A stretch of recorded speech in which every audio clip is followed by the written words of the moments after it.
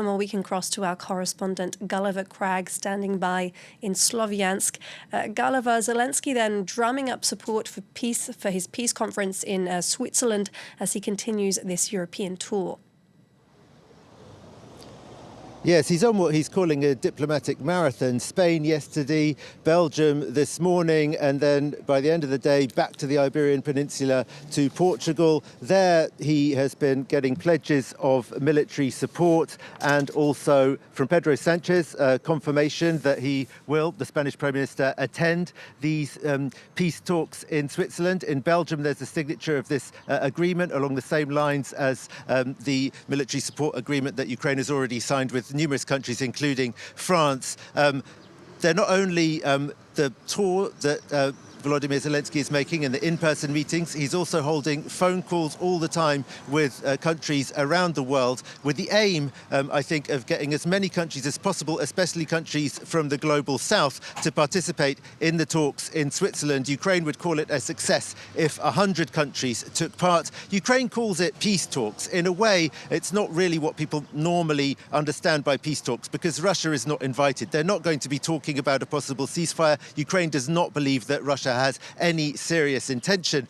of talking about peace, negotiating anything even remotely acceptable to Ukraine. What it's about is getting as many countries as possible on side and agreeing with Ukraine about the need for Russia to withdraw all its forces from Ukrainian territory. Well then, Gulliver, as you said, Zelensky's so-called peace formula involves Russia withdrawing its forces from Ukraine, but last year Kiev had hoped it could push Moscow's troops out of its territory. Are those hopes still alive? Certainly, it looks a lot less easy than it did at the beginning of 2023, when really a lot of people in Ukraine were optimistic about a counteroffensive that would kind of rout the Russian forces. That didn't happen, and now Ukraine is on the back foot, losing little bits of territory every day.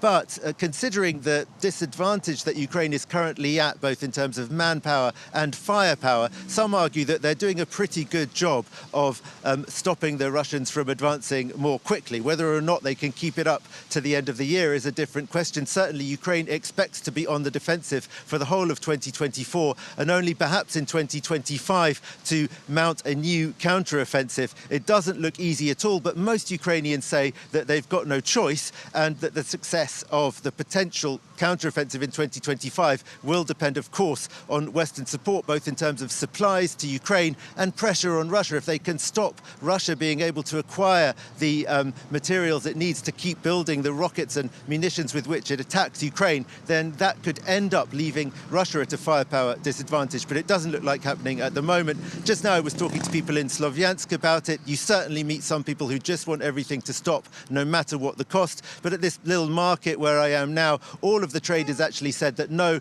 Ukraine could not contemplate giving up its territory and that really they just had to hope that the West would come through with enough support to push the Russians back. One man, though, also said that a lot depended on the government in Kiev, and if they would cut corruption and stop stealing so much, then that would also significantly improve Ukraine's chances.